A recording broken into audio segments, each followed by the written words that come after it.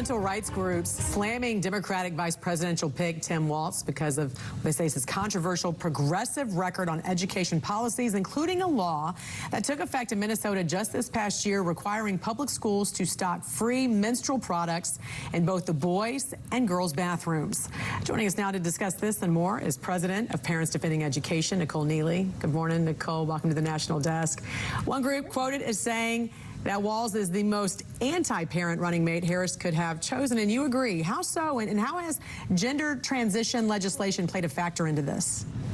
Sure. So even though we're seeing Governor Tim Walz being portrayed as a moderate, let's remember that Minnesota is one of the few states in the country that passed a bill that calls itself a trans sanctuary state. And so this is something where it's at odds with the rest of, frankly, the globe outside of America, because while everybody else is walking back pediatric gender affirmation, gender transition, hormone therapy, etc., Minnesota is one of the few states in America that has doubled down on this. I mean, even states like Maine that were floating these bills have walked it back, yet he is someone who signed this and pushed it forward proudly.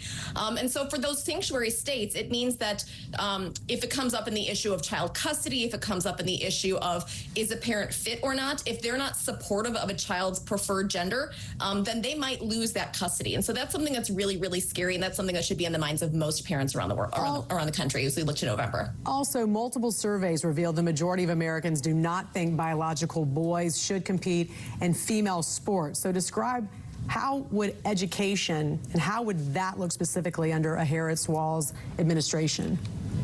Well, certainly we're seeing a lot of fights right now over the implementation of President Biden / Kamala Harris's Title IX bill that would rewrite the definition of sex in Title IX to include sexual orientation and gender identity.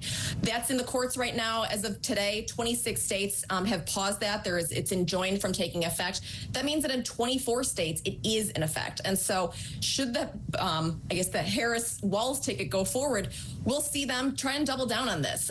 There will have to be litigated all the way to the Supreme Court, certainly. But if this is an administration that believes that gender identity is a stand-in for sex, then we're going to see that in the locker rooms, in the sporting arenas. And right now, we're watching this play out in real time at the Olympics. Tonight is the gold medal match with two contenders in the female boxing competition, where there have been serious questions raised about anatomy, about physiology.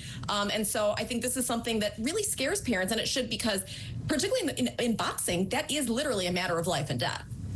I want to ask you also about this 2024 Kids Count data book, some research that came from this. The state of Minnesota dropped to 19th in education rankings since Walz has been governor, with nearly a third of all Minnesota students chronically absent during the 2021-2022 school year. Of course, some of this is post-COVID.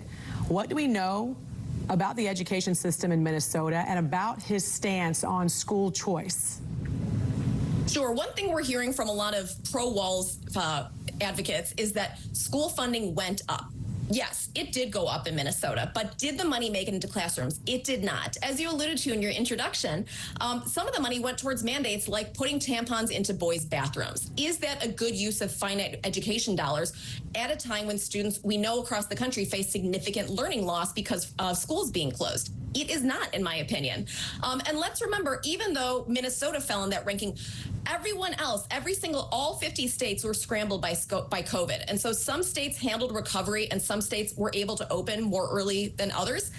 Minnesota is not one of them. And so as of right now, actually, this is the first year that Minnesota fourth graders are, their proficiency rates are below the national average. And so that happened on his watch. Their own statewide assessments have fallen precipitously across the board. And so by their own standards, and even as we know across the country, a lot of these states are trying to kind of rewrite their standards and play with the numbers to pretend that the losses are not as good as they are. By Minnesota's own standards, they have fallen off the board, or off the cliff as well. And so this is something that, if we really care about education, the money should be going into classrooms, and it's not making a difference in Minnesota, sadly. I have about 20 seconds left here. We know that Walz also spent a year in China to teach English and history at a high school there. He said it was a good experience.